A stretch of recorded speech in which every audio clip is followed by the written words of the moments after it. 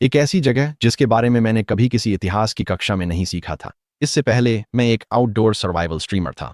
मैं जंगल में रहता था और उसे ऑनलाइन प्रसारित करता था।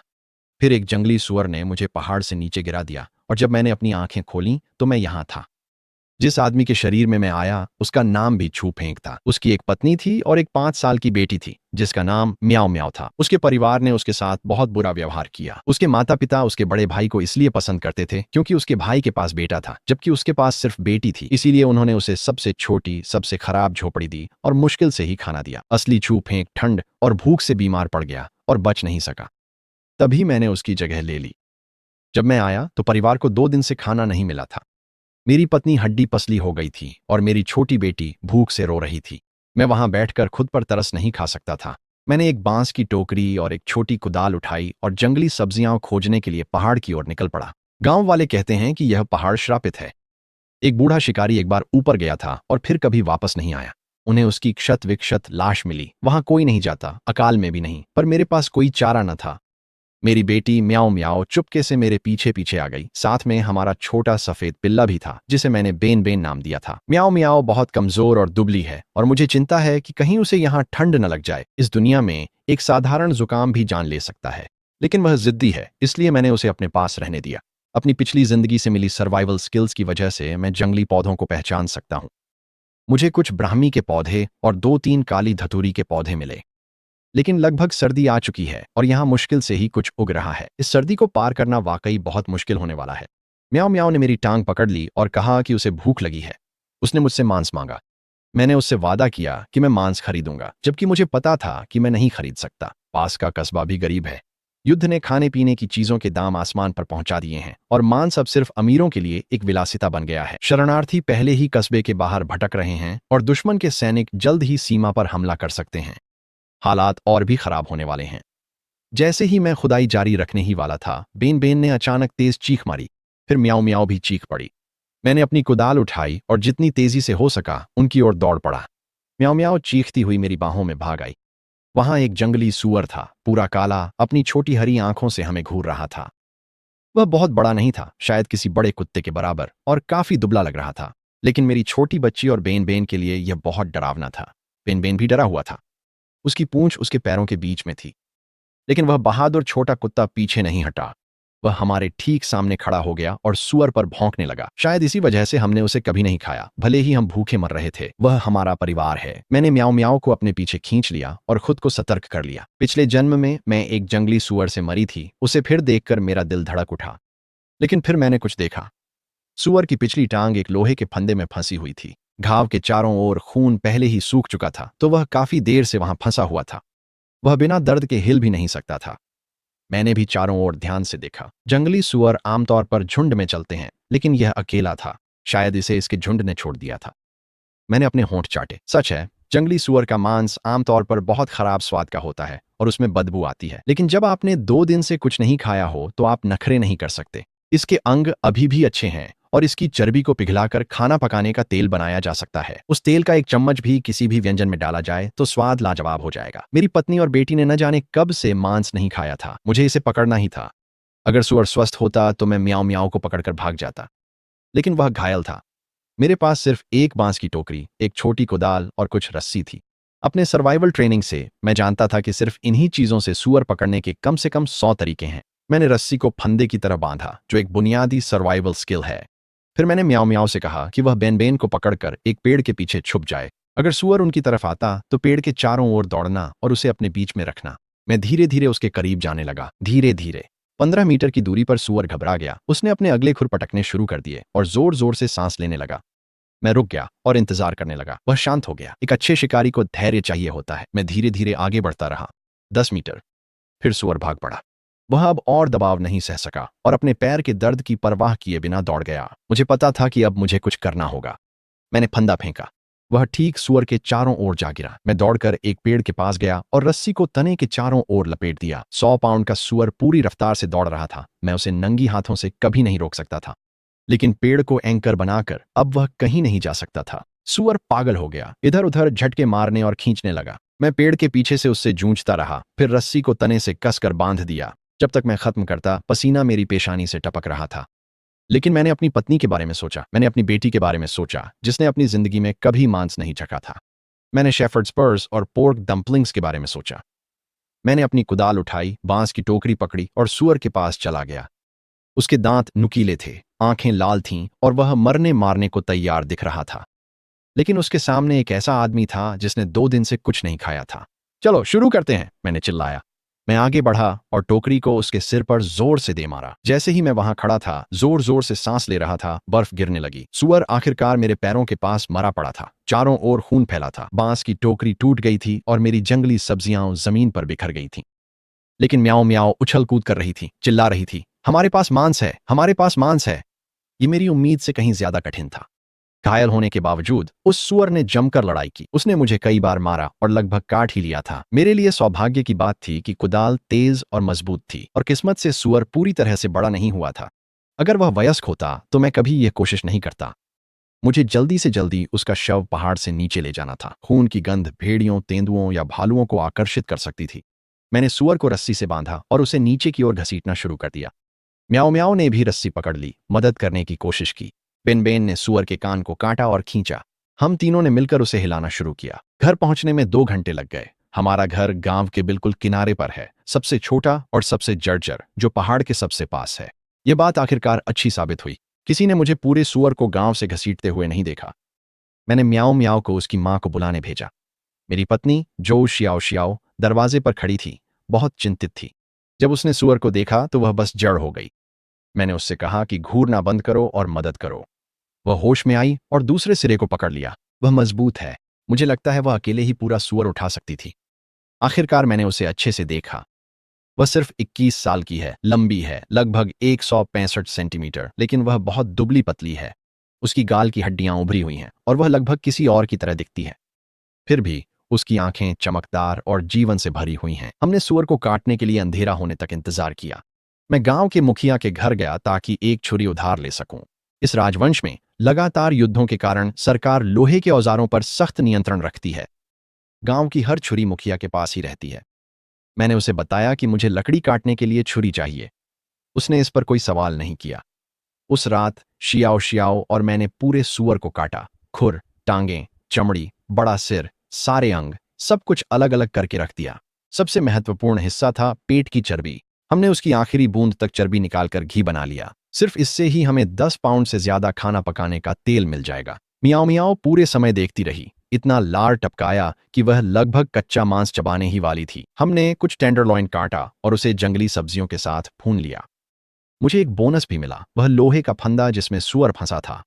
वह पुराना और जंग लगा हुआ था, लेकिन लोहा तो लोहा ही होता है। एक ऐसी दुनिया में जहां आम लोगों के पास सिर्फ लोहे की कड़ाही और फावड़े होते हैं, उस तरह का लोहे का टुकड़ा काम के औजारों में बदला जा सकता है। जैसे ही मैं सारी संभावनाओं के बारे में सोच रहा था, 2 लोग हमारे दरवाजे से अंदर फिसल आए। कितनी अच्छी खुशबू आ रही है, माँ, आकर देखो, ये बिना बांटे खा रहे हैं। मैंने बाहर अपने बड़े भाई चुलौंग की आवाज सुनी। कितनी अच्छी खुशबू आ रही है, माँ, ये बिना बांटे खा रहे हैं। मेरा दिल बैठ गया। मैं इस दुनिया में कुछ ही दिन रहा था, लेकिन असली छू फेंक की यादों से मुझे पता था कि यह परिवार हमेशा मुसीबत ही लाता है। उन्होंने उसकी उपेक्षा की, उसका खाना छीन लिया और उसे हर चीज में सबसे बुरा हिस्सा दिया, सिर्फ इसलिए क्योंकि उसके यहाँ बेटा नहीं, बेटी हुई थी। मैंने जमीन पर पड़े छुरी की ओर देखा। काले विचार मेरे मन में कौंध गए। ऐसे अकाल में अगर लोगों को पता चल गया कि हमारे पास पूरा सुअर है तो कुछ भी हो सकता है। फिर शियाओ शियाओ ने अपना हाथ मेरे कंधे पर रखा और मैं शांत हो गया। मैंने दरवाजा खोला। मेरी माँ, वेई शियाओ शिया और मेरा भाई आंगन में खड़े थे। वह लगभग 40 साल की हैं, तेज और हुक्म चलाने वाली। शुक्र है वे अंदर नहीं आए। सारा काटा हुआ सुअर का मांस घर के अंदर था। चुलोंग ने कुत्ते की तरह हवा को सूंघा। यह मांस है, उसने कहा। उसके चेहरे पर लालच साफ झलक रहा था। मेरी माँ ने समय बर्बाद नहीं किया। तेरे भाई की पत्नी ने अभी बच्चा जना है और उसके पास दूध नहीं है, उसे अपना आधा मांस दे दे। मैं ठंडे स्वर में हंसा। आधा? हमारे हिस्से का अनाज कहाँ है? मेरी अपनी जमीन है, मैंने खुद फसल उगाई। टैक्स के बाद भी हमारे 3 लोगों के परिवार के लिए काफी होना चाहिए था, लेकिन तुमने सब ले लिया और हमें सिर्फ एक आदमी का हिस्सा दिया। वह जरा भी नहीं हिली।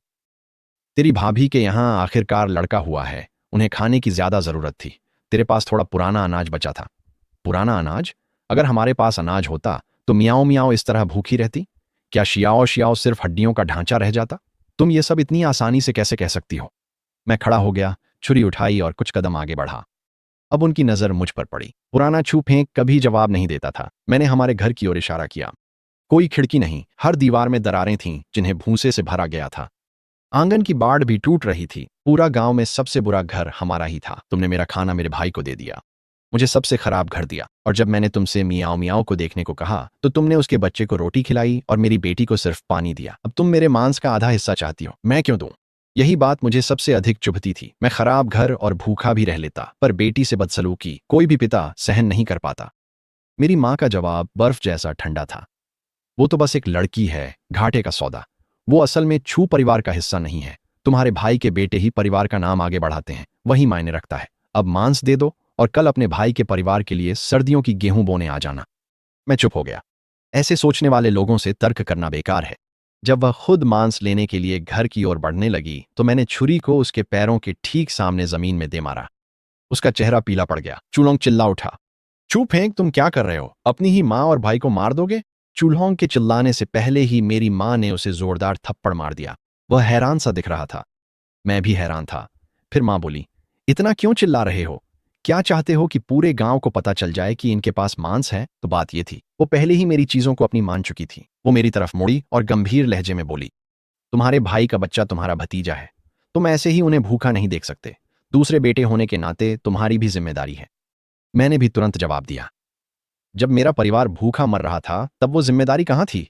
आपने मेरा अनाज का हिस्सा लेकर उसे दे दिया। आपने कहा था कि हमारे पास पुराना अनाज बचा है। अगर वो सच होता तो क्या म्याओ म्याओ और शियाओ शियाओ कंकाल जैसे दिखते? उसका जवाब वही ठंडा और बेमतलब था। सब कुछ परिवार के लिए है। चू परिवार तुम्हें खिलाएगा, लेकिन तुम्हारी घाटे की बेटी को नहीं। खाना चाहिए, अपनी पत्नी से कहो कि बेटा पैदा करे। मुझे तो हंसी ही आ गई थी। फिर चूलोंग ने जमीन पर पड़ा लोहे का फंदा देखा जिसमें अभी भी एक छोटे सुअर का पैर फंसा हुआ था। उसकी आंखें लालच से फैल गईं। मैंने फंदा उठा लिया और उन्हें बताया कि फंदे में सिर्फ एक पैर फंसा था जिसे हम पहले ही खा चुके हैं। अब बस ये छोटा सा पैर ही बचा है। उन्हें मेरी बात पर यकीन नहीं हुआ, लेकिन मुझे कोई फर्क नहीं पड़ा। जब चूलोंग मुझे धक्का देकर घर में घुसने की कोशिश करने लगा तो मैंने छुरी निकाल ली और उसकी ओर तान दी। आजमा कर देखो। बेन बेन भी उछल पड़ा, अपने छोटे छोटे दांत दिखाते हुए। चूलोंग वहीं जम गया। उसके चेहरे पर ठंडा पसीना बहने लगा। उसने कभी पुराने चू फेंक को इस तरह नहीं देखा था। वह तुरंत पीछे हट गया। ठीक है, थोड़ा सा बांट दो। अपनी रुई की जैकेट उतारो, मैंने कहा। इसे सुअर के पैर से बदल लो। क्या? वह यकीन नहीं कर पा रहा था। सर्दियों में रुई की जैकेट की बहुत कीमत होती है। रुई अमूमन सिर्फ अमीर लोगों के पास ही होती है। यह एक विलासिता है। वह हमारी माँ से शिकायत करने लगा। वह आई और खुद ही उसकी जैकेट उतार ली। सुअर के पैर का सूप तुम्हारी पत्नी को बच्चे के लिए दूध बनाने में मदद करेगा। शिकायत मत करो। उन्होंने जैकेट मुझे फेंक दी। मैंने उसे सुअर का पैर फेंक दिया। फिर वे चले गए। उनके जाने के बाद मैं आखिरकार शांत हुआ। मुझे नहीं पता कि असली छू फेंक ऐसे तंग किए जाने को कैसे सहन करता था, लेकिन मैं वो नहीं हूं। जो मेरा है मैं उसकी रक्षा करता हूं। शियाओ शियाओ ने चिंता भरी नजरों से मेरी ओर देखा। इस दुनिया में अपने माता पिता को जवाब देना बहुत बड़ी बात मानी जाती है, लेकिन मैंने ये शियाओ शियाओ और मियाओ मियाओ के लिए किया, और फिर भी करूंगा। मैंने उसे रुई की जैकेट दी ताकि वह उसे साफ कर दे। इससे रात में गर्माहट रहेगी। उसने चिमनी पर पॉर्क लटकाया ताकि धुएं से इसे संरक्षित किया जा सके। मुझे स्मोक्ड मीट कम पसंद है, खासकर बिना नमक के, लेकिन वह दूर की सोच रही थी ताकि यह महीनों चले। हड्डियां और चर्बी निकालने के बाद वैसे भी ज्यादा मांस नहीं बचा था। मैंने हमारे टूटे फूटे घर के चारों ओर देखा। दीवारें दरारों से भरी थीं, खिड़कियां नहीं थीं और बाड़ भी बेकार थीं। ठीक करने के लिए बहुत कुछ था, लेकिन सबसे पहले हमें खाना था। मेरे दिमाग में एक विचार बनने लगा, शायद मैं शिकारी बन सकता हूं। इस दुनिया में मेरी जीवित रहने की क्षमता ही मेरी सबसे बड़ी ताकत है। अगर मैं पर्याप्त शिकार करूं तो अपने परिवार को खिला सकता हूं और अतिरिक्त मांस को शहर में अनाज और पैसों के लिए बेच सकता हूं। जब तक युद्ध हम तक नहीं पहुंचता, हम यह कर सकते हैं। उस रात मैंने शियाओ शियाओ से कहा कि मैं कल फिर से शिकार पर जाना चाहता हूं। उसने मुझे याद दिलाया कि गांव के मुखिया ने सभी पुरुषों की एक बैठक बुलाई है। मैं लगभग कह ही देता कि छोड़ो, लेकिन फिर मुझे याद आया कि जब असली छू फेंक को तेज जुकाम था तब गांव के मुखिया ने दवा भेजी थी। उससे उसकी जान तो नहीं बची, लेकिन वह दयालुता सच्ची थी। इसलिए मैंने तय किया कि पहले बैठक में जाऊंगा, फिर शिकार पर निकलूंगा। अगले दिन भारी बर्फबारी ने पूरे गांव को ढक लिया था। मैं गांव के मुखिया के घर गया ताकि छुरी वापस कर सकूं। मेरा भाई चूलोंग पहले ही वहां पहुंच चुका था और सबको बता रहा था कि मैंने पहाड़ पर मांस पाया और उसके साथ साथ अपनी मां का भी अपमान किया। वहां एक आदमी था, वांग वेई नाम का, जो गांव का झगड़ालू था। वह डींग मार रहा था कि वह मुझे पीटेगा और मुझे घुटनों के बल बैठाकर माफी मंगवाएगा। लेकिन जब मैं खून से सनी छुरी लेकर सर्दी जैसी ठंडी शक्ल के साथ अंदर गया तो सब चुप हो गए। एक भी शब्द नहीं निकला। गांव के मुखिया डू दहाई मुझे घूरने लगे। बाद में उसने कहा कि उसने मेरी जैसी आंखें केवल उन डाकुओं में देखी थीं जिन्होंने सालों पहले गांव पर हमला किया था। मैंने छुरी वापस कर दी और वहां से चला गया। मैं बैठक में नहीं रुका। उसका मुझसे कोई लेना देना नहीं था। मेरे जाने के बाद चूलोंग और वांग वई फिर से अकड़ने लगे। चूलोंग ने धमकी दी कि इस महीने से मेरे परिवार का अनाज का हिस्सा काट देगा। मैं सीधे पहाड़ की ओर बढ़ गया, यूलोंग पर्वत की ओर। रातों रात सब कुछ सफेद हो गया था। आज मैं बेहतर तैयारी के साथ आया था। मैंने वह सूती जैकेट पहनी थी जिसे मैंने बदले में लिया था। ऊपर से जानवर की खाल ओढ़ी थी। मैं अपने साथ कुदाल और लोहे का फंदा लाया था। मैंने उस फंदे का पूरी रात अध्ययन किया था। उसके अंदर की स्प्रिंग हिरण की नस से बनी थी, जिससे उसमें असली ताकत थी, लेकिन अब वह घिस चुकी थी। शायद 2 बार और इस्तेमाल करने के बाद वह टूट जाएगा। फिर भी वह नस अपने आप में उपयोगी थी। सही लकड़ी मिल जाए तो मैं धनुष और तीर बना सकता था। आज का असली लक्ष्य यही था, धनुष के लिए अच्छी लकड़ी ढूंढना। घर पर रखा सुअर का मांस कुछ दिन चल जाएगा, इसलिए शिकार करना जरूरी नहीं था, लेकिन अगर कोई मौका मिला तो मैं उसे छोड़ता नहीं। बर्फ से ढका पहाड़ पूरी तरह शांत था। मैंने ताजा बर्फ में निशान देखे, 2 भागों वाले खुरों के निशान। हिरण और निशान ताजे थे, यानी वह शायद अभी भी पास ही था। मैंने सुबह भर उस रास्ते का पीछा किया। रास्ते में बर्फ हटाकर जंगली सब्जियां खोजता रहा। बस कुछ ही मिली। मैंने ध्यान रखा कि बहुत गहराई तक न जाऊं। अन्य गांव वाले भी पहले इस पहाड़ में शिकार करने की कोशिश कर चुके थे। जो जाल मुझे मिला शायद उन्हीं में से किसी का था। यहां ऊपर आना खतरनाक है, खासकर बर्फ में। आप जमीन को ठीक से देख नहीं सकते। एक गलत कदम और आपकी टांग टूट सकती है। अगर आप गांव से बहुत दूर हैं या रास्ता भटक गए तो सब खत्म। फिर करीब आधे घंटे बाद मुझे कुछ अजीब सा महसूस होने लगा। कोई मेरा पीछा कर रहा था। चूलोंग ने जरूर मेरे मांस के बारे में बात फैला दी थी और अब कोई देखना चाहता था कि मैं उसे कहां से ला रहा हूं। मैं एक बहुत बड़े चीड़ के पेड़ पर चढ़ गया, इतना बड़ा कि 4-5 लोग भी उसे घेर नहीं सकते थे। मैं पहली डाल पर बैठ गया और इंतजार करने लगा। जैसा सोचा था, एक आदमी पेड़ के पास दौड़ता हुआ आया और घबराहट में इधर उधर देखने लगा। जब मैंने देखा कि वह कौन है तो मैं एक पल के लिए सन्न रह गया, लेकिन मैंने जल्दी ही अपना फैसला कर लिया। मैंने अपनी कुदाल को कसकर पकड़ा और पेड़ से कूदकर ठीक उसके ऊपर जा गिरा। मैं पेड़ से कूदकर सीधे उस आदमी के ऊपर जा गिरा। मेरी कुदाल उसकी गर्दन से बस 1 उंगली की दूरी पर रुक गई। वह गांव का मुखिया दू दहाई था। मैंने हैरान होने का नाटक किया। मुखिया जी, आप यहाँ क्या कर रहे? कांपते हुए वह बोला। मैं शिकार पर आया था, वह हकलाया। मैं धीरे से उसके ऊपर से उतरा, पर नजरें उसकी आंखों पर ही रखीं। यह वही आदमी था जिसे गांव में सब सम्मान देते थे, और अब वह मेरे सामने घबराया हुआ लग रहा था। हालांकि वह झूठ नहीं बोल रहा था। गांव का मुखिया होना कोई आमदनी नहीं देता। वह भी बाकी सबकी तरह गरीब और भूखा है। वह हमेशा पुरानी कहानियों के डर से पहाड़ में जाने से डरता रहा था, लेकिन जब उसने मुझे मांस के साथ लौटते देखा तो वह भी मेरे पीछे पीछे आ गया। फिर उसने अपने थैले से कुछ निकाला, एक कुल्हाड़ी।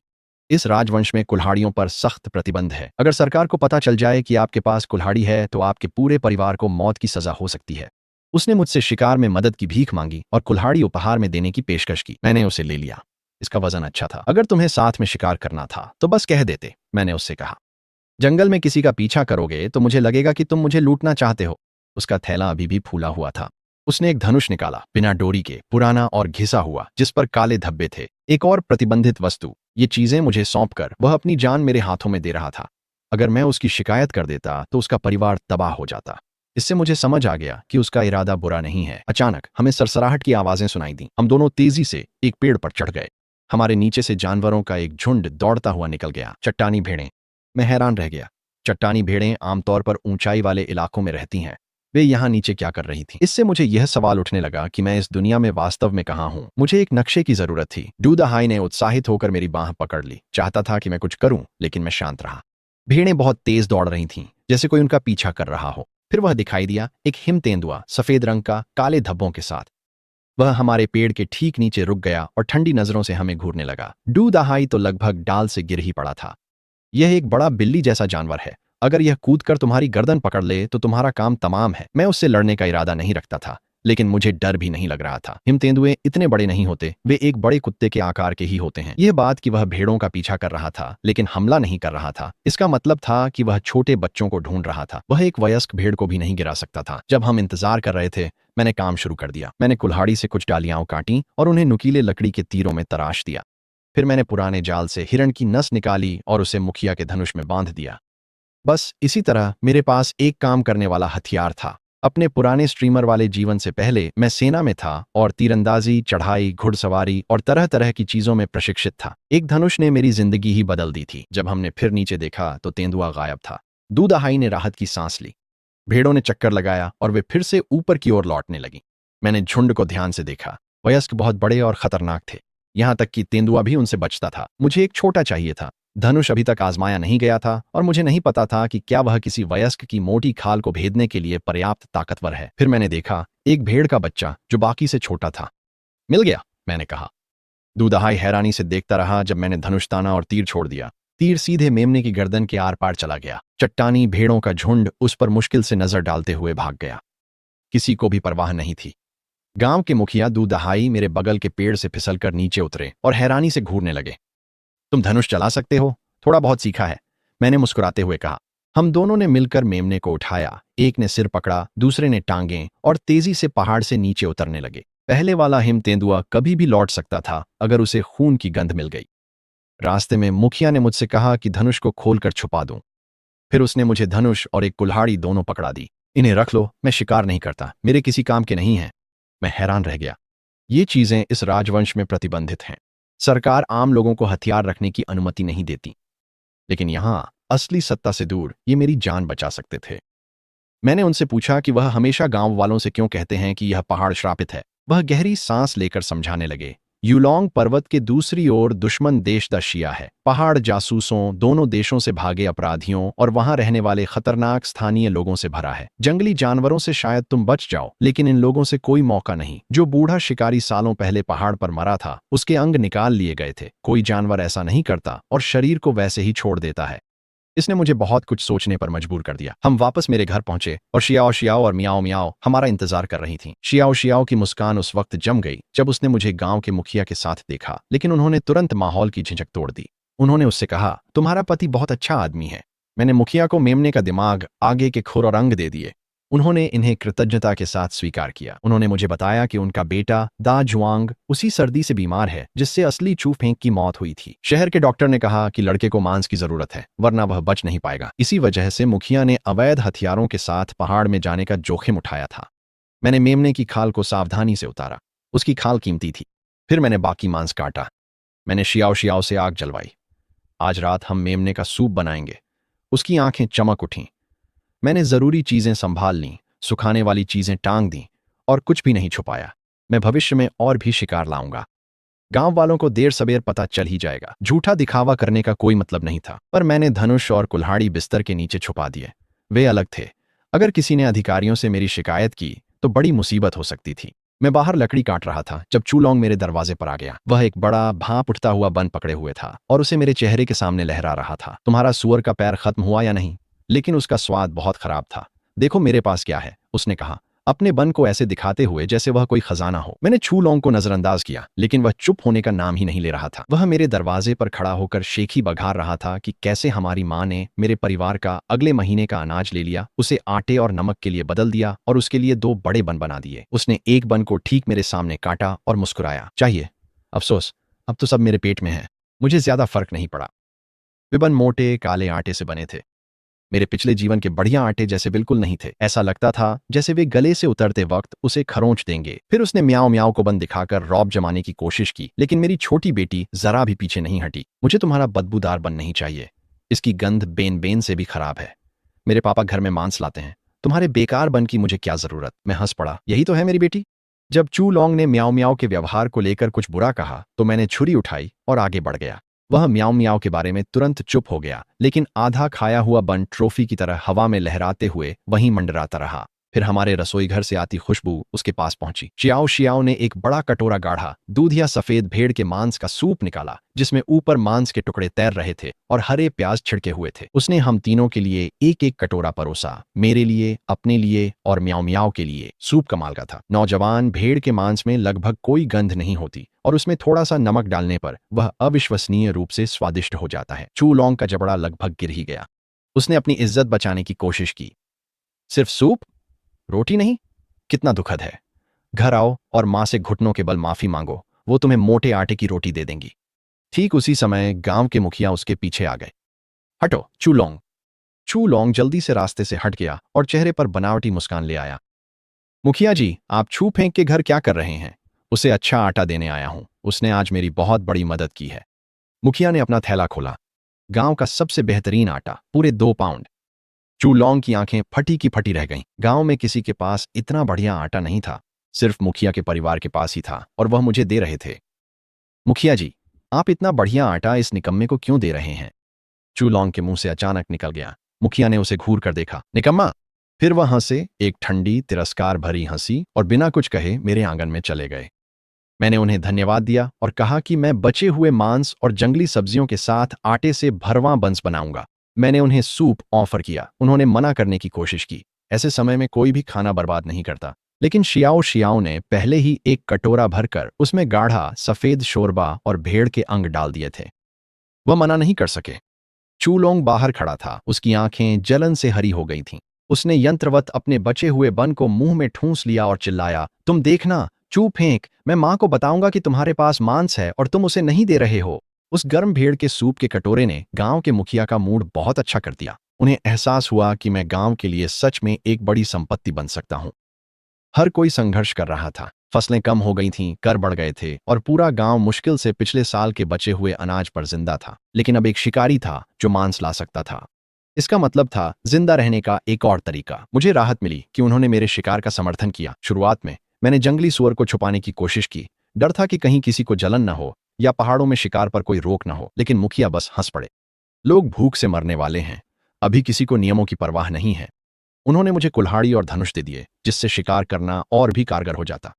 मेरे पास पहले से ही एक सूअर की खाल और एक भेड़ की खाल थी, जिन्हें मैं शहर में चावल और आटे के बदले बेच सकता था। हालात बेहतर होते दिख रहे थे। जाने से पहले मैंने उनसे एक मदद मांगी। मेरा घर ठीक कराने में मदद करें। मैं यह अकेले नहीं कर सकता था। दीवारों में जगह जगह दरारें थीं, नींव कमजोर थी, बाड़ टूट रही थी और मुझे एक लकड़ी का शेड बनवाना था। मुझे पता था कि जैसे जैसे मैं शिकार करता रहूंगा, वैसे वैसे और लोग जैसे चूलौंग आसपास मंडराने लगेंगे। मैं अलग थलग नहीं रह सकता था। बेटी को साथी, पत्नी को पड़ोसी और मुझे मदद चाहिए थी। बेहतर होगा अभी से अच्छे संबंध बना लें। मुखिया ने गांव वालों को बुलाया।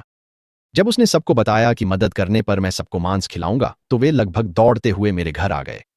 यहां तक कि वांग वेई भी, जो कल मुझे पीटना चाहता था, दौड़ता हुआ आ गया। हालांकि वह पूरे रास्ते बड़बड़ाता रहा। जब वे पहुंचे और मेरे आंगन में 20 पाउंड सूअर और भेड़ का मांस लटकता देखा, तो वे एकदम चुप हो गए। फिर अचानक शोर मचाने लगे। हमें बताओ क्या करना है। एक आदमी ने पूछा कि क्या उसकी पत्नी भी मदद करने आ सकती है। एक और आदमी ने अपने माता पिता के लिए थोड़ा सा मांस घर ले जाने की इजाजत मांगी। मैं मुस्कुराया और सबको हाँ कह दिया। मैं बेवकूफ नहीं था। मैंने सिर्फ 20 पाउंड मांस बाहर निकाला और सबको बताया कि मेरे पास बस इतना ही है। बाकी सब छुपा कर रखा। ऐसे समय में अगर ज्यादा मांस दिखा दिया जाए तो आप निशाना बन सकते हैं।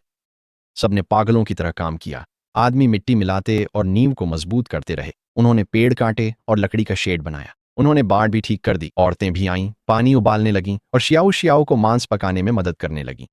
कुछ ने तो बर्तन में डालने के लिए जंगली सब्जियां भी ले आईं। 2 पाउंड महीन आटे से इतने सारे लोगों के लिए बंस की जगह फ्लैट ब्रेड बना दी गई। सिर्फ 4 घंटे में ज्यादातर काम पूरा हो गया।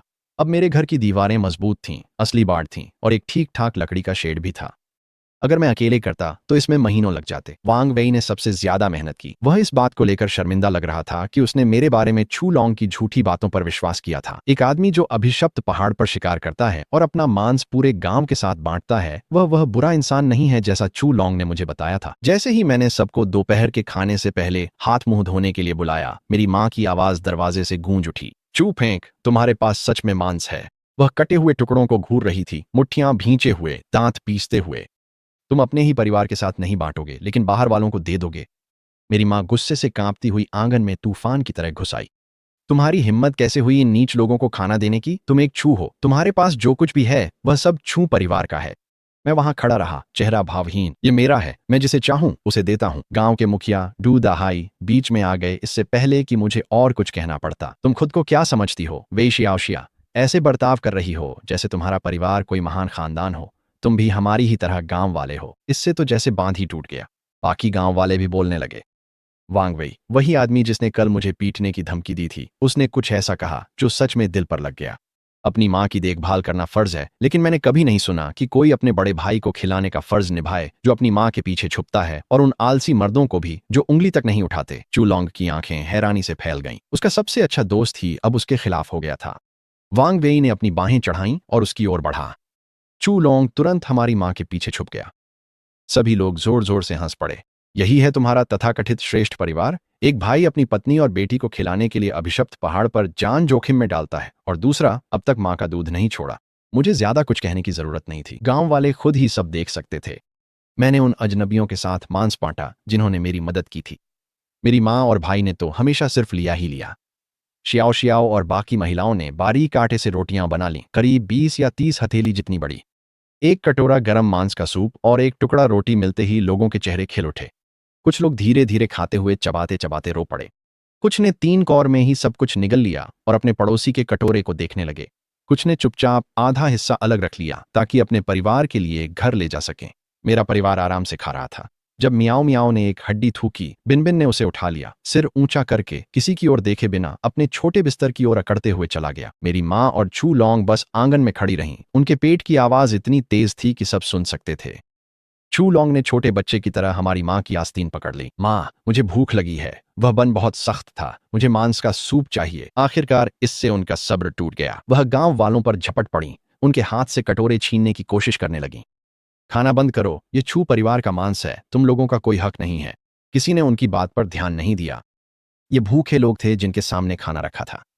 अगर वह ज्यादा पास जाती तो वे उसे लात मार देते। वे सिर्फ इसलिए रुके थे क्योंकि वह मेरी माँ थी। वह एक भी कटोरा नहीं पकड़ पाई। मैं उनके पास गया और सीधा कह दिया, रुको और काम करो तो खाना मिलेगा। बार बार परेशानी करोगी तो बाहर निकल जाओ। मेरी माँ बस वहीं खड़ी रह गई, हैरान सी। फिर वह फट पड़ी। मैं तुम्हारी माँ हूं, तुम मुझसे ऐसे कैसे बात कर सकते हो? मैंने सब कुछ कह डाला। आप मेरी माँ हैं, लेकिन आपने मेरा अनाज ले लिया और मेरी बेटी को भूखा मरने दिया। आपने मुझे यह टूटा फूटा घर दिया जिसमें हम हर रात ठंड से कांपते हैं। आपने मेरे भाई को यहाँ आने और जब चाहे तब परेशानी करने दिया। ऐसी माँ कौन होती है? फिर मैंने वो बातें कह दी जिनकी उन्होंने कभी उम्मीद नहीं की थी। अगर आप ऐसा ही करती रहीं तो हमारा रिश्ता यहीं खत्म। आप मेरी खेती की जमीन रख सकती हैं, लेकिन उसके बाद कभी भी मेरे घर कुछ मांगने मत आना। यहाँ कुछ भी अब चू परिवार का नहीं है। वो चुप हो गईं, आंखें फटी की फटी रह गईं। पहले तो वो बिना पलक झपकाए रिश्ता तोड़ने को तैयार हो जाती, लेकिन अब उन्होंने मांस, सूप और गांव के मुखिया को मेरी शिकार करने की तारीफ करते देख लिया था। अचानक मैं उनके लिए अहम हो गया था। चू लौंग जल्दी से बीच बचाव करने आ गया। माँ, आप रिश्ता नहीं तोड़ सकती, आप परिवार हैं। मैंने उन्हें एक आखिरी मौका दिया, काम करो और खाओ या फिर चले जाओ। चू लौंग मान गया। मैं काम करूंगा। उसे आधा कटोरा सूप और आधी रोटी मिली। वह खुशी खुशी खाने लगा और यहां तक कह दिया कि अगली बार भी काम हो तो उसे बुला लेना। मेरी माँ ने मना कर दिया और वहां से चली गई। शाम तक गांव वालों ने काम खत्म कर दिया। मेरा घर बदल गया था। दीवारें सील हो गईं, लकड़ी का शेड बन गया और आंगन में मजबूत बाड़ लग गई। अकेले मुझे इसमें महीनों लगते। सबके जाने के बाद मैंने मुखिया से परिवार का इतिहास पूछा।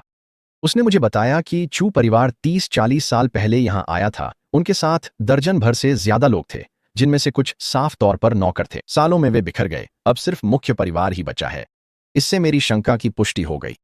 चू परिवार कभी अमीर था, शायद रईस भी। यही मेरी माँ के व्यवहार को समझाता है, जो हमेशा खुद को दूसरों से ऊपर समझती थीं। लेकिन अब इन बातों का कोई मतलब नहीं था। वे भी बाकी सब की तरह उसी गरीब गांव में रहते थे। मुखिया ने मुझे एक जरूरी बात के बारे में चेतावनी दी। अब कर वसूलने वाले हर महीने आते हैं। पहले वे साल में एक बार आते थे, फिर 2 बार और अब हर महीने। अगर वे मेरे घर की तलाशी लें और वहां मांस मिल जाए लेकिन अनाज न मिले तो बड़ी मुसीबत हो जाएगी। उसने मुझे अगली वसूली से पहले शहर जाकर थोड़ा मांस अनाज के बदले बदलने को कहा। उस शाम मैंने शाओक्सियाओ और मियाओ मियाओ को दरवाजे पर पकड़े हुए अपने छोटे से घर को देखा। दीवारें सील थीं। कमरा पहली बार गर्म था। मियाओ मियाओ गर्म बिस्तर पर कूद गई और हंसते हुए लोटपोट होने लगी। कई दिनों तक दीवारों से ठंडी हवा आती रही थी, जिससे बिस्तर बेकार हो जाता था, चाहे हम उसे कितना भी गर्म कर लें। अब पूरा कमरा आरामदायक था। शौक्सियाओं ने मुझे गले लगा लिया। तुम कमाल हो, उसने कहा। उसका चेहरा लाल हो गया था। मैंने उसे उठाया और बिस्तर पर बैठा दिया।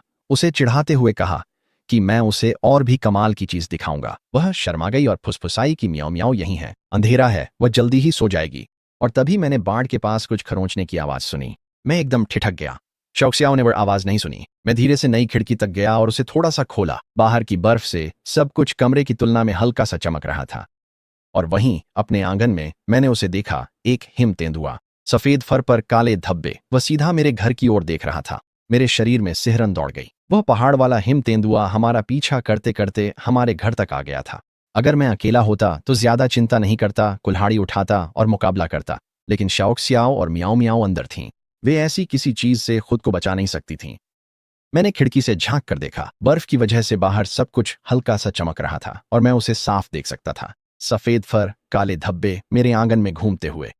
बाढ़ लगभग 1.5 मीटर ऊंची थी, लेकिन ऐसा बिल्ली जैसा जानवर उसे ऐसे ही कूदकर पार कर गया जैसे कुछ था ही नहीं। हमारे लिए अच्छा हुआ कि घर की दीवारें आज ही मरम्मत की गई थीं। मरम्मत से पहले तेंदुआ सीधे अंदर आ सकता था। ये मेरी गलती थी। सुअर और मेमने के बीच 2 दिन तक काटने और पकाने के कारण खून और मांस की गंध पहाड़ तक पहुंच गई थी। तेंदुआ भूखा था, इतना मजबूर कि इंसानी बस्ती में आ गया था। मैंने बिस्तर के नीचे से कुल्हाड़ी उठा ली। शाओ शाओ ने मेरा हाथ पकड़ा, उलझन में थी। मैंने उसे साफ साफ कहा, बाहर एक बड़ा बिल्ली जैसा जानवर है। म्याओ म्याओ तो पहले ही बिस्तर पर खर्राटे ले रही थी। बच्चे तो किसी भी चीज में सो जाते हैं, इसी वजह से मुझे इससे निपटना था। मैंने शाओ शाओ से कहा कि मेरे पीछे दरवाजा बंद कर दे। वह मुझसे गिड़गिड़ाई कि मैं न जाऊं, बस दरवाजा बंद कर लो। जब उसे खाना नहीं मिलेगा तो वह खुद ही चला जाएगा। मैंने सिर हिला दिया। हमारा मांस लकड़ी के शेड में है, वही हमारा पूरा सर्दियों का खाना है और छत मजबूत नहीं है। अगर वह ऊपर कूद गया तो सीधे अंदर गिर सकता है। मुझे उसे अच्छे से डरा कर भगाना होगा, वरना वह बार बार लौटता रहेगा। पिछले जीवन में मैंने अपने आउटडोर स्ट्रीम्स के दौरान भालू, जहरीले सांप और तरह तरह के खतरनाक जीवों का सामना किया था। कभी तेंदुआ नहीं, लेकिन हिम तेंदुए छोटे होते हैं, शायद 30 या 40 किलोग्राम के। मेरा वजन 80 किलोग्राम से ज्यादा है। प्रकृति में आकार मायने रखता है। मैंने दरवाजा लात मारकर खोला, दहाड़ते हुए और कुल्हाड़ी घुमाते हुए। तेंदुआ चौंक गया और लकड़ी के शेड की छत पर कूद गया। नीचे झुककर मुझ पर गुर्राने लगा। वह अपने पैरों के ठीक नीचे मांस की गंध महसूस कर सकता था। वह इतना भूखा था कि जा नहीं सकता था। हम दोनों एक दूसरे को घूरने लगे। फिर मैं रसोई में गया और चूल्हे से कुछ गर्म अंगारे निकाल लाया। मैंने वह मशाल उठा ली जो मैंने सुअर की चर्बी से बनाई थी। धरती पर कोई भी जानवर आग से नहीं डरता, ऐसा नहीं है। जैसे ही मैं जलती हुई मशाल लेकर बाहर आया, तेंदुए की आंखों में घबराहट भर गई। वह छत से कूदा, बाड़ फांदी और पहाड़ की ओर भाग गया। शियाओ शियाओ दौड़ती हुई आई और मुझसे लिपट गई। तुमने तो मुझे डरा ही दिया था। अब सब ठीक है, मैंने उसकी पीठ थपथपाते हुए कहा। लेकिन मेरे मन में मुझे पता था कि सब ठीक नहीं है। हम ऊंचाई वाले इलाके में हैं, भारी बर्फ लगातार गिर रही है। पहाड़ी जानवरों के पास खाना नहीं बचा, इसलिए वे इंसानी इलाकों में आ रहे हैं। वे सिर्फ जूठन नहीं चुरा रहे। अगर आपके आंगन में शिकारी आ जाएं, तो यह असली खतरा है। मैंने लकड़ी के गोदाम की जांच की। मांस बर्फ के ढेर के नीचे जमा हुआ था। धुआं लगा हुआ सुअर का मांस छत की बलियों से लटका हुआ था। इसी ने तेंदुए को आकर्षित किया। बेन बेन अंदर बेखबर सोता रहा। अगर तेंदुआ अंदर आता तो वह बेवकूफ कुत्ता मारा जाता। तुम्हें बस सोना आता है, मैंने डांटा। वह जाग कर ऐसे गोल गोल दौड़ने लगा जैसे कुछ हुआ ही न हो। मैं तेंदुए के वापस आने का इंतजार नहीं करने वाला था। मैंने पुराना लोहे का फंदा लिया, हिरण की नसों वाली स्प्रिंग को फिर से चढ़ाया और उसे लकड़ी के गोदाम की छत पर लगा दिया। मैंने उसे चारे के तौर पर 1 पाउंड भेड़ का मांस रखा। फिर एहतियात के लिए उसके चारों ओर कई रस्सी के फंदे लगा दिए। अगर वह तेंदुआ लौटने की हिम्मत करता तो फिर कभी वापस नहीं जाता। एक तेंदुए की खाल की कीमत सुअर और भेड़ की खाल दोनों से ज्यादा होती है।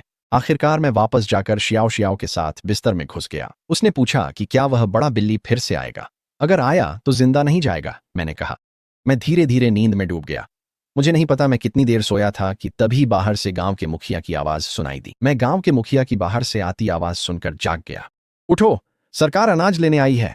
मैं बिस्तर से कूदकर बाहर आ गया। ये कुछ ठीक नहीं लग रहा था। पिछली बार अनाज की वसूली सिर्फ आधा महीना पहले ही हुई थी और उन्हें तो महीने में एक बार आना चाहिए था। युद्ध जरूर और भी खराब हो रहा है। मेरे पास अनाज नहीं था, एक बोरी भी नहीं। लेकिन जब मैंने दरवाजा खोला तो 2 दहाई वहां खड़ा था। उसके कंधे पर आधी बोरी अनाज था, करीब 30 या 40 पाउंड। वह इसे अपने ही परिवार के भंडार से लाया था। मैं सचमुच भावुक हो गया। गांव के हर परिवार के पास मुश्किल से 100 पाउंड अनाज बचा था, जो आधे साल की सर्दी के लिए काफी था। उसका मुझे इतना अनाज देना वाकई एक बड़ी कुर्बानी थी। उसके अनुसार उसका बेटा बचा, क्योंकि मेरा बांटा मांस जीवन रक्षक कर्ज था। वजह जो भी हो, उसकी मदद असली थी। गांव की ओर चलते हुए मैंने उसे हिम तेंदुए का बताया। उसने मदद की पेशकश की, पर मैंने मना कर दिया। कोई भी उस जैसे शिकारी से लड़ते हुए चोटिल होने का जोखिम नहीं उठाएगा। मैं खुद ही उससे निपट लूंगा। जब हम पहुंचे तो गांव वाले पहले से ही कतार में खड़े थे। 2 सशस्त्र सरकारी अधिकारी एक गाड़ी के पास खड़े थे और सूची में नामों की जांच कर रहे थे। फिर मैंने चू लोंग की आवाज सुनी। चू फेंक अभी तक नहीं आया है। गांव वाले उसे घूरने लगे। वांग वेई ने पलटकर कहा, अगर तुम्हारे परिवार का आधिकारिक रूप से बंटवारा नहीं हुआ है तो तुम्हारे घर को उसकी हिस्सेदारी भी चुकानी चाहिए। हमारा बंटवारा बहुत पहले हो गया था, चू लोंग चिल्लाया। मेरी माँ उसके बगल में खड़ी थी, चुपचाप, और उसने इसकी पुष्टि कर दी। फिर चू लोंग ने मुझे खाली हाथ चलते हुए देख लिया। उसकी आंखों में एक गंदी चमक आ गई। अधिकारियों, देखिए, यह अनाज लेकर नहीं आया, इसे गिरफ्तार कर लीजिए। दोनों अधिकारियों ने अपनी तलवारें निकाल लीं। मेरी माँ वहीं खड़ी देखती रही, पत्थर की तरह ठंडी, लेकिन गांव वाले यह बर्दाश्त नहीं कर सके। कैसा परिवार है जो अपने ही को फंसा देता है? हम सब मिलकर उसकी हिस्सेदारी देंगे, इसे मत ले जाओ। उनमें से हर एक ने मेरा साथ दिया। उनकी आवाजें सुनकर मेरा गुस्सा पिघल गया। मेरी माँ सब पर चिल्लाई, यह छू परिवार का मामला है। फिर वह मेरी ओर मुड़ी और अपनी शर्त रखी, मैं तुम्हारा अनाज कर चुका दूंगी, लेकिन तुम्हें और तुम्हारी पत्नी को मुख्य घर लौटना होगा। मैं जानता था यह सब किस लिए है। वे मुझे पारिवारिक एकता हेतु नहीं, बल्कि मेरे शिकार के लिए बुला रहे थे। जैसे ही मैं बेकार होता, वे मुझे बाहर निकाल देते। क्या यह मेरे घर लौटने की बात है या मेरे आंगन में पड़े मांस की? मैंने पूछा। तुम एक छू हो, जो कुछ भी तुम्हारे पास है वह परिवार का है। घुटनों के बल बैठो, माफी मांगो और मैं तुम्हारा कर चुका दूंगी। उसे लगा कि उसने मुझे फंसा लिया है। वह पहले से ही यह योजना बना चुकी थी, 3 लोगों के लिए सिर्फ 2 लोगों का अनाज देकर, ये जानते हुए कि कर भरने के दिन से पहले मेरा अनाज खत्म हो जाएगा। यह उसका मुझे काबू करने का मौका था। अगर मैं मना कर दूं तो? मैंने कहा। छू लोंग तुरंत बीच में कूद पड़ी। अधिकारियों, यह कर नहीं चुका सकता। इसका घर तलाशी लें और इसे गिरफ्तार कर लें। गांव वाले गुस्से से भरे हुए थे, दांत पीस रहे थे। वे यकीन नहीं कर पा रहे थे कि कोई परिवार इतना निर्दयी हो सकता है। युद्ध के समय में अगर किसी को सरकारी जेल में डाल दिया जाए तो शायद वह कभी बाहर न आ सके। मेरी माँ ने आखिरी बार पूछा, क्या तुम परिवार में वापस आओगे? नहीं। चू लोंग की आंखें पागल सी हो गईं। वह अभी भी इस बात से नाराज था कि उसे कल सूप के लिए काम करना पड़ा था। उसके दिमाग में मैं छोटा बेटा था। मेरे पास जो कुछ भी है वह सब उसे और मुख्य परिवार को मिलना चाहिए था। वह अधिकारियों की ओर मुड़ा। यह न तो कर देगा न ही सहयोग करेगा। अपना काम करो, इसे ले जाओ। दोनों अधिकारी मुझे मजाकिया नजरों से देख रहे थे। कोई अनाज नहीं है बच्चे। मुझे उनसे डर नहीं लगा। मैंने पूछा कि जब वसूली हर महीने होनी थी तो वे आधा महीना पहले ही क्यों वसूल रहे हैं? गांव वालों के मन में भी यही सवाल था, लेकिन वे पूछने से डर रहे थे। अधिकारी ने तिरस्कार से देखा। सवाल मत पूछो, अब से हर 2 हफ्ते में वसूली होगी। अनाज नहीं है तो जेल जाओगे। गांव वाले भड़क उठे। सर्दियों की गेहूं तो अभी बोई भी नहीं गई है। मेरी मां ने खाना नहीं खाया। मेरे बच्चे भूखे हैं। लेकिन जैसे ही अधिकारियों ने अपनी तलवारें निकालीं, सब चुप हो गए। गांव के मुखिया दू दहाई ने हालात बिगड़ने से पहले ही बीच बचाव किया। उन्होंने अनाज सौंप दिया, अपना अनाज जो दोनों परिवारों के लिए था। अधिकारियों ने उसे तौला, सिर हिलाया और बिना कुछ कहे चले गए। चू लोंग को यकीन ही नहीं हुआ। तुम्हें अनाज कहां से मिला? जरूर तुमने चोरी किया होगा। दू दहाई का चेहरा गहरा पड़ गया। चोरी किया? वो अनाज मेरे पास था। क्या तुम कह रहे हो कि मेरा अनाज भी चोरी का है? चू लोंग ने तुरंत अपना मुंह बंद कर लिया। फिर मुखिया ने पूरे गांव को संबोधित किया। हम इस गांव में एकजुट रहते हैं। अपने ही परिवार को अधिकारियों के पास रिपोर्ट करना, ऐसा दोबारा कभी नहीं होगा। वेई शियाओशिया, चू लोंग, ये तुम्हारी पहली और आखिरी चेतावनी है। अगर फिर ऐसा किया तो हम तुम्हें गांव से बाहर निकाल देंगे। ये सुनकर वे दोनों डर गए। युद्ध के समय गांव से निकाले जाना लगभग निश्चित मौत के बराबर था। वे बिना कुछ कहे चुपचाप वहां से खिसक गए, लेकिन बाकी गांव वाले बहुत दुखी नजर आ रहे थे। वांग वेई बर्फ में बैठ गया, सिर अपने हाथों में थामे हुए। अब जब हर 2 हफ्ते में अनाज इकट्ठा किया जा रहा था तो किसी के पास भी राशन ज्यादा दिन नहीं टिकेगा। लोग भूखे मरने वाले थे। फिर वांग वेई ने वही कहा जो सबके मन में था, हम सब छू फेंक के साथ शिकार पर क्यों नहीं जाते? मुखिया ने उसे डांटा। शिकार करना खतरनाक है। लेकिन वांग वेई ने विरोध किया। छू फेंक कर सकता है तो हम क्यों नहीं? एक और युवक जिसका नाम सुन कान था भी इसमें शामिल हो गया। आपने हमें बताया था कि पहाड़ शापित है, लेकिन चू फेंक को वहां जाने दिया। वह मांस खाता है और हम भूखे रहते हैं। यह ठीक नहीं है। मुखिया समझ गया कि इस बार वह उन्हें रोक नहीं पाएगा। उसने सहमति दी, लेकिन 3 नियम तय किए। पहला, सब मेरी बात सुनेंगे। मैं इन सबसे ज्यादा अनुभवी हूं। दूसरा, कोई भी अकेले नहीं भटकेगा, सब साथ रहेंगे। तीसरा, शिकार को लेकर कोई झगड़ा नहीं होगा। जो भी मिलेगा सब बराबर बांटेंगे ताकि पूरा गांव जीवित रह सके। मैंने सहमति जताई। हमने वहां ऊपर पहाड़ पर उन चट्टानी भेड़ों के झुंड को देखा। सिर्फ 2 पकड़ लो तो पूरा गांव खा सकता है। फिर एक दुबला पतला युवक आगे आया, मुखिया का बेटा डू चेंग, 26 साल का। वह अपनी पूरी जिंदगी बीमार और कमजोर रहा था। मैं तुरंत समझ गया कि उसकी कमजोर प्रतिरक्षा प्रणाली का कारण सिर्फ गंभीर कुपोषण था। मेरी पुरानी दुनिया में कुछ दवाइयों और सही भोजन से उसे आसानी से ठीक किया जा सकता था। यहां तो सिर्फ जिंदा रहना ही एक चमत्कार था। उसने अपने पिता से विनती की कि उसे भी साथ चलने दें। अगर आप मुझे जाने नहीं देंगे तो मैं अकेले पहाड़ में भाग जाऊंगा और कभी वापस नहीं आऊंगा। मैं बोझ बनकर जीने से अच्छा मरना पसंद करूंगा। मुखिया का चेहरा दर्द से मरोड़ गया, लेकिन उसने हार मान ली। ठीक है, लेकिन तुम्हें आदेश मानने होंगे। दू दहाई ने पूरे समूह की ओर रुख किया। सब लोग घर जाओ, अपने औजार ले आओ और चू फेंक के घर पर मिलो। हम शिकार पर जा रहे हैं। भीड़ के बिखरते ही मैंने देखा कि चू लोंग एक घर के पीछे छिपा हुआ हमें देख रहा था। वह खुद से बड़बड़ा रहा था। शिकार, उस हारने वाले के पीछे जो सूअर की टांग के साथ किस्मत से बच गया। मैं देखूंगा कि तुम सब जेल में जाओ। हम में से 20 से ज्यादा लोग पहाड़ की ओर बढ़े, हर घर से एक युवा। सबसे छोटा 14 साल का था, सबसे बड़ा था मुखिया दूदाहाई, जिसकी उम्र 40 के आसपास थी। हर कोई मोटे कपड़ों में लिपटा हुआ था, गहरी बर्फ में धीरे धीरे चल रहा था। तभी मैंने कुछ दिलचस्प देखा। लगभग हर परिवार के पास छुपे हुए अवैध हथियार थे, कुल्हाड़ी, दरांती, यहां तक कि एक तलवार भी। दूदाहाई ने सबको कसम दिलवाई कि इस बारे में कोई कुछ नहीं बताएगा। अगर कोई इसकी शिकायत करेगा तो गांव के नियमों के अनुसार निपटा जाएगा। इस दौर में गांव की सजा का मतलब मौत भी हो सकता था।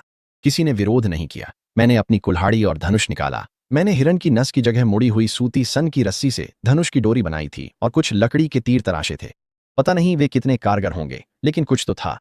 हम कतार में चल रहे थे। मैं और मुखिया आगे आगे निगरानी कर रहे थे। वांग वेई और सुन कैन पीछे थे, बाकी सब बीच में थे। हमारा निशाना वही पहले वाला पहाड़ी भेड़ों का झुंड था।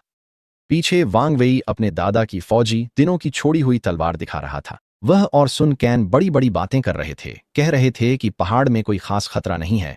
मुखिया तो बस बूढ़ा होकर बातें बढ़ा चढ़ाकर बता रहा है। फिर उन्होंने एक खरगोश देखा, एक धूसर काले जंगली खरगोश को, जो करीब 15 मीटर दूर था। वांग वेई उत्साहित हो गया और सुन कैन से फुसफुसाकर बोला कि वे दोनों चुपके से जाकर उसे खुद ही पकड़ लें, ताकि 20 लोगों के साथ बांटना न पड़े। मुखिया के बेटे दू चेंग ने उन्हें चेतावनी दी कि वे समूह के साथ ही रहें। उन्होंने उसकी बात को अनसुना कर दिया और खरगोश के पीछे चुपके चुपके निकल गए। 3 घंटे की चढ़ाई के बाद गांव वाले शिकायत करने लगे, ये भेड़ें आखिर हैं कहाँ? हम तो कब से चल रहे हैं। मुखिया ने उन्हें सही रास्ता दिखाया। तुम सोचते हो कि चूप फेंक की पकड़ बस किस्मत थी? वह 3 घंटे अकेले चला, भेड़ों का झुंड ढूंढा, जिस पर एक हिम तेंदुआ घात लगाए बैठा था, और उसी तेंदुए की नाक के नीचे से एक मेमना मार लाया। उसी से तुम्हें कल सूप मिला था और अब तुम चलने की शिकायत कर रहे हो। गांव वाले मुझे नए नजरिए से देखने लगे। वे मान बैठे थे कि मुझे बस किस्मत से शिकार मिला था। अब वे समझ गए थे कि शिकार करना थकाऊ और खतरनाक होता है। तभी डू चेंग घबराते हुए हमारे पास लड़खड़ाता हुआ आया। वांग वेई और सुन कैन आधा घंटा पहले एक खरगोश के पीछे गए थे, वे अब तक वापस नहीं आए हैं। मुखिया गुस्से से फट पड़ा। उसने डू चेंग को इतनी जोर से थप्पड़ मारा कि वह गिर पड़ा। मैंने तुम सबको साथ रहने को कहा था, तुमने मुझे तुरंत क्यों नहीं बताया? मैंने मुखिया को पीछे खींच लिया। किसी को दोष देने से कुछ नहीं होगा, हमें उन्हें ढूंढना होगा। पहाड़ विशाल था और बर्फ से ढका हुआ था। वे 1 घंटे से भी ज्यादा समय से गायब थे। शायद वे खो गए थे। खोना बुरा नहीं, पर जंगली जानवरों के बीच खोना मौत की सजा जैसा है। मैंने तुरंत एक फैसला लिया। हम खोज के लिए अलग अलग नहीं हो सकते। हम पहले ही 2 लोगों को खो चुके हैं। अलग होना मतलब और लोगों को खोना है। मैंने ड्यू चेंग से कहा कि वह गांव वालों को वापस गांव ले जाए, क्योंकि उसे रास्ता पता था। बाकी लोग वैसे भी 3 घंटे बाद ठंड से जमे और थक चुके थे। कुछ लोग काफी पहले ही छोड़ना चाहते थे, लेकिन कहने में शर्म महसूस कर रहे थे। वांग वेई और सुन कैन का क्या? किसी ने पूछा। बहुत सारे लोग मदद नहीं बल्कि बोझ बन जाते हैं, मैंने कहा। मुखिया और मैं रुकेंगे और उन्हें ढूंढेंगे। बाकी सब लोग अंधेरा होने से पहले घर पहुंच जाएं। समूह डू चेंग के साथ वापस लौट गया। मुखिया और मैं उस जगह लौटे जहां वे दोनों भटक गए थे। उनके पैरों के निशान ढूंढना आसान था। मोटी बर्फ में गहरे निशान पहाड़ की ओर जा रहे थे। मैंने कुल्हाड़ी निकाल ली।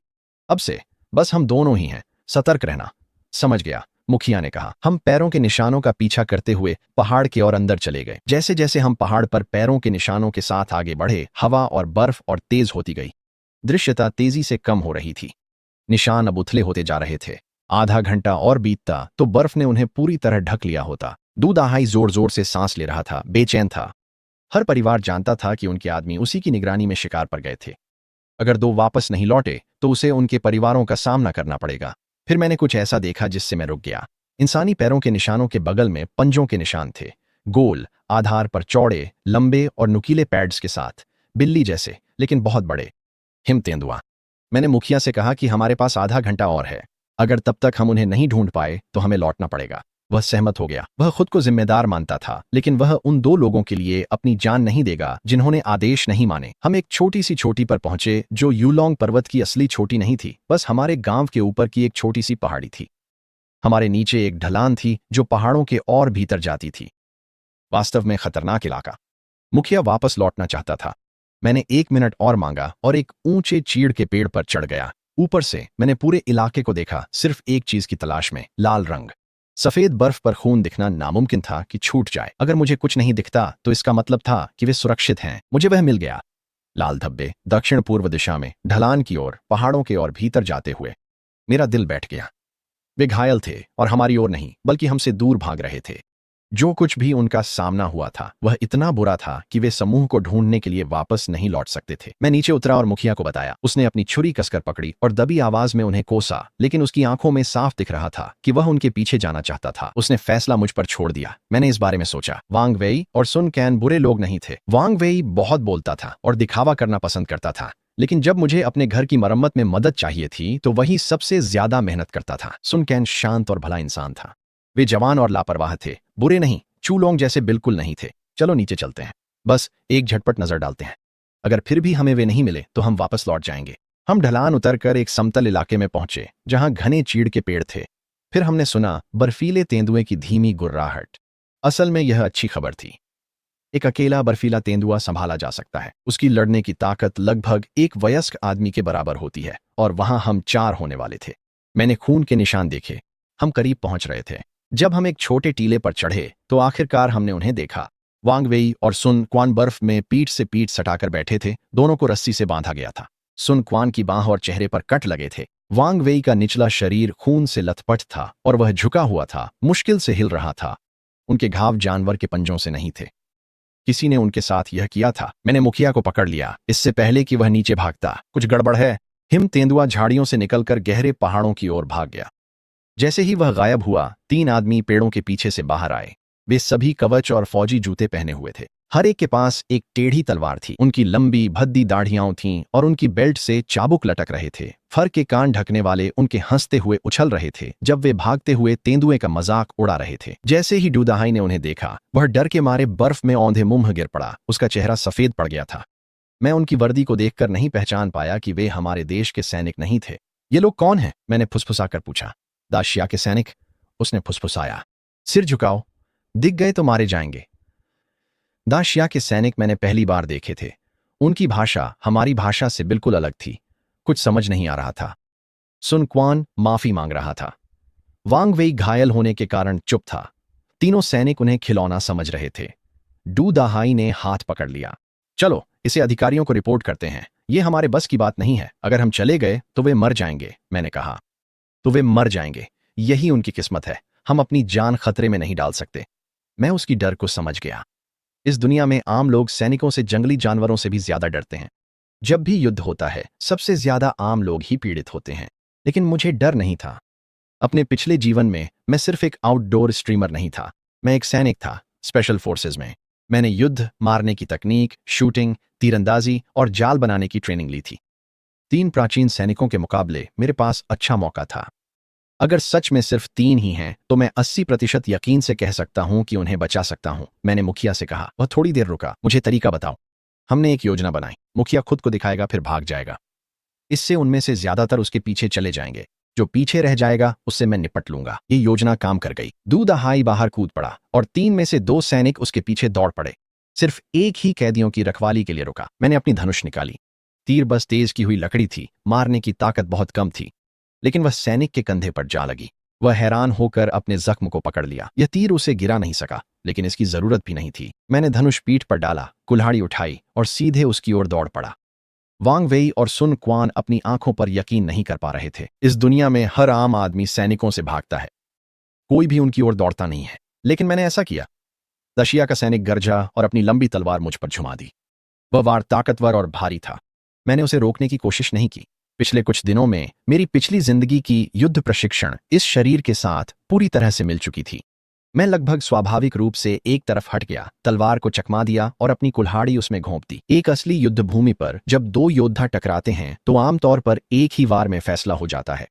मेरा अंदाजा सही था। वह गिर पड़ा। वह यकीन नहीं कर पा रहा था कि एक दुबला पतला आम आदमी ने उसे मार डाला। सिर नीचे रखो, मेरी तरफ मत देखो, एक शब्द भी मत बोलो, मैंने वांग वेई और सुन क्वान से कहा। फिर मैं एक पेड़ पर चढ़ गया और इंतजार करने लगा। जब वे लोग डू दाहाई को पकड़ नहीं पाए तो बाकी 2 सैनिक दौड़ते हुए वापस आए। उन्होंने अपने मरे हुए साथी को देखा और उसकी ओर दौड़ पड़े। जब वे मेरी सीमा में आए तो मैंने फिर से धनुष तान लिया। इस बार मैंने गर्दन को निशाना बनाया। पहला सीने पर किया गया वार काफी नहीं था। मैं वह गलती दोबारा नहीं करूंगा। तीर सीधे दूसरे सैनिक की गर्दन में जा लगा। वह गिरा नहीं, लेकिन वह जड़ हो गया, बर्फ में बैठ गया और अपनी गर्दन पकड़ ली। उसका काम तमाम हो गया था। मैं पेड़ से कूद पड़ा और वांग वेई और सुन क्वान को आजाद कर दिया। वह तलवार उठाओ और मेरी मदद करो, मैंने सुन क्वान से कहा। वह पूरा कांप रहा था, लेकिन उसने मेरी बात मानी। दू दहाई आखिरी सैनिक के पीछे अपने छुरे के साथ आ गया। हम तीनों ने चारों तरफ से घेर लिया। अब क्या करें? सुन क्वान ने पूछा। अब वह मुझे भाई फेंक कहकर बुला रहा था। मैंने आखिरी सैनिक को ठंडी नजरों से देखा। चाहे वह टोह लेने वाला हो या गश्ती दल का, मैं उसे जाने नहीं दे सकता था। अगर वह बच निकला तो और लोगों को ले आएगा। हम सब मिलकर हमला करेंगे, उसे मार डालो। जैसे ही हम आगे बढ़े, सैनिक ने अपनी तलवार फेंक दी, घुटनों के बल गिर पड़ा और पूरी तरह समर्पण करते हुए अपना चेहरा जमीन पर टिका दिया। जब मैं अभी भी पहाड़ पर दाशिया सैनिकों से निपट रहा था, गांव में हालात बिगड़ चुके थे। दू छेंग ने गांव वालों को घर वापस लाया, लेकिन जब वे पहुंचे तो वहां मशालों के साथ सरकारी अधिकारियों का एक दल इंतजार कर रहा था। एक काउंटी अधिकारी जिसका नाम लियाओ शियोंग था, खुद आया था और उसके ठीक बगल में चूलोंग खड़ा था। अधिकारी का असली मकसद न्याय नहीं था। उसका मकसद जवान लड़कों को पकड़कर उन्हें सैनिक बनाकर मोर्चे पर भेजना था। सीमा पर युद्ध बेहद नाजुक हो गया था और उसे सैनिकों की जरूरत थी। जो भी कानून तोड़ेगा उसे कानूनी रूप से जबरन भर्ती किया जा सकता था, और चूलोंग की रिपोर्ट की वजह से उसके पास एकदम सही बहाना था। इन गांव वालों ने यूलोंग पर्वत पर चढ़ाई की थी, जो आधिकारिक रूप से मना था। वह इसे देशद्रोह बताकर दावा कर सकता था कि वे दुश्मन देश दा शिया से मिले हैं। पहाड़ पर जाने की हिम्मत कैसे हुई? अधिकारी ने झिड़कते हुए कहा। कोई जवाब न दे सका। गांव वाले रोते हुए बाहर आए और गिड़गिड़ाए, इन्हें ले गए तो हम भूखे मर जाएंगे। लेकिन अधिकारी को कोई फर्क नहीं पड़ा। तरक्की किसानों की जान से ज्यादा मायने रखती थी। हर एक गांव वाले ने छू लौंग को कोसा। तुझे कभी अच्छी मौत नहीं मिलेगी। कोई आश्चर्य नहीं कि छू फेंक ने तेरे परिवार से नाता तोड़ लिया। चू लौंग बस हमारी मां के साथ चुपचाप खड़ा रहा, बिल्कुल भी नहीं डोला। उसने तो अधिकारी को यह तक बता दिया कि अभी भी 4 लोग पहाड़ पर हैं, जिनमें मैं भी शामिल हूं। जैसे ही अधिकारी गांव वालों को घसीटने लगे, मेरी आवाज पहाड़ की छोटी से गूंज उठी। हम वहां शिकार करने नहीं गए थे और न ही दाशिया से संपर्क करने गए थे। हम वहां दाशिया के जासूसों को पकड़ने गए थे। सभी लोग एकदम जड़ हो गए। अधिकारी रुक गया और इंतजार करने लगा। उसका चेहरा स्याह पड़ गया। सरकारी अधिकारी से झूठ बोलने का मतलब था मौत की सजा। उसे साफ साफ यकीन नहीं था कि कुछ किसान दुश्मन सैनिकों को पकड़ सकते हैं। फिर मैं मशाल की रोशनी में आगे आया। दूदाहाई मेरे साथ था, उसके हाथ में छुरी थी। सुन कैन मेरी पीठ पर था। वांग वेई चल नहीं सकता था, इसलिए मैंने उसे उठाया हुआ था, और मेरी रस्सी के छोर पर एक दाशिया सैनिक था जिसके हाथ कसकर बंधे थे। वह लड़खड़ाता हुआ आगे बढ़ रहा था। मेरे दूसरे हाथ में 2 सिर थे, जो उनके बालों से एक साथ बंधे हुए थे, और उन पर अभी भी दाशिया की सैन्य टोपियां थीं। मैंने वे सिर अधिकारी के सामने जमीन पर फेंक दिए। तुम इन गांव वालों को दुश्मन की मदद करने के आरोप में गिरफ्तार करना चाहते थे। ये रहा सबूत कि इन्होंने ऐसा नहीं किया। हम उस पहाड़ पर अपने देश को दाशिया जासूसों से बचाने गए थे, और ये हैं उसके नतीजे। मैंने कैदी को जमीन पर गिरा दिया। वह अपनी विदेशी भाषा में बड़बड़ाने लगा। इसे झूठा साबित करना नामुमकिन था। अधिकारी का चेहरा सफेद पड़ गया। वह अपने पहरेदारों के पीछे सिकुड़ गया। यह आदमी, बाकी 2 को मैंने खुद मारा, मैंने सीधी तरह कहा। अधिकारी का लहजा तुरंत बदल गया। कोई वापस जाकर जिले के मजिस्ट्रेट को खबर दे। अब गांव का हर एक व्यक्ति मुझे घूर रहा था। उनकी आंखों में मैंने प्रशंसा, डर, हैरानी और कुछ कुछ पूजा जैसी भावना देखी। चू लौंग और मेरी मां जड़ हो गए, बोल नहीं पाए। वे हम सबको शहर ले गए। दाशिया के सैनिकों की वजह से पूरी सरकार इसमें शामिल हो गई। यहां तक कि जिले के मजिस्ट्रेट को भी इसकी खबर मिल गई। लेकिन हमें जेल में डालने के बजाय उन्होंने हमें आराम करने के लिए एक जगह दी। अगली सुबह हमें सरकारी दफ्तर बुलाया गया। जिले के उप मजिस्ट्रेट लियाओ शियोंग मेरे पास पिछली रात से बिल्कुल अलग रवैये के साथ आए। उन्होंने मेरे कंधे पर हाथ रखा और मुस्कुराए। बधाई हो, नौजवान। उन्होंने मुझे एक कागज दिया, जो एक आधिकारिक नियुक्ति पत्र था। मुझे यूलोंग पर्वत का माउंटेन पेट्रोल गार्ड नियुक्त किया गया था, क्योंकि मैंने 2 दुश्मन सैनिकों को मार गिराया था और एक को पकड़ लिया था। ये कोई असली सरकारी पद नहीं था, बल्कि एक तरह से वन रेंजर जैसा था। तनख्वाह ज्यादा नहीं थी, लेकिन 2 बातें मायने रखती थीं।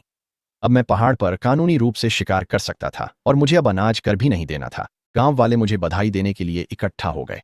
कोई नहीं जला, सबने मुझे सिर पटकते देखा था, और वे इसकी कीमत जानते थे। सुन कैन पिल्ले की तरह मेरे पीछे घूमता और मुझे भाई फेंक बुलाता था। वांग वेई घर पर बिस्तर पर आराम कर रहा था, लेकिन वह और सुन कैन पहले ही लोगों को पहाड़ की कहानी का बढ़ा चढ़ाकर बताया चुके थे, जिसमें उन्होंने वह हिस्सा छोड़ दिया था जब वे पकड़े गए थे, और द शिया सैनिकों को बेहद डरावना बना दिया था, जिससे मैं और भी प्रभावशाली लगने लगा। जब हम गांव लौटे तो सब सीधे छू परिवार के घर चले गए। मेरी मां ने तुरंत अपनी इज्जत बचाने की कोशिश की। उसने जबरदस्ती मुस्कान ओढ़ ली। छू परिवार का ही बेटा है, जैसा उम्मीद थी। अब से तुम्हें पूरा अनाज मिलेगा, जब चाहो घर आ सकते हो, तुम्हें कोई काम नहीं करना पड़ेगा। मैंने उसे ठंडी नजरों से देखा। क्या छू परिवार ऐसा है जहां लौटना चाहिए? मैं मुड़ा और वहां से चला गया। गांव ने उनके साथ जो भी किया वह उनका अपना मामला था। गांव के मुखिया ने इसे गांव के कानून के अनुसार निपटाया। चू लॉन्ग ने अपने ही लोगों की शिकायत अधिकारियों से कर दी थी और लगभग पूरे गांव को जबरन सैनिक बनाकर जेल भेजवा दिया था।